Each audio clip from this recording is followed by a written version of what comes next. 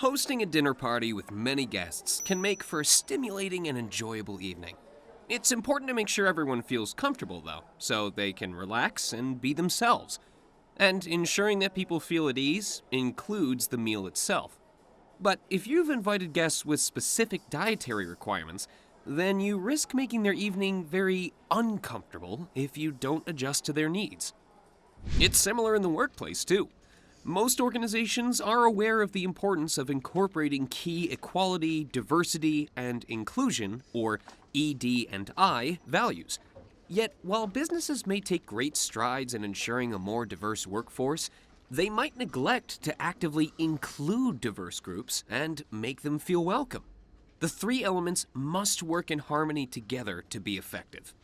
That's what we'll be talking about in this course. We'll go into more detail about the importance of ED&I and its benefits. We'll also look at how you can promote more equality, diversity, and inclusion in your organization.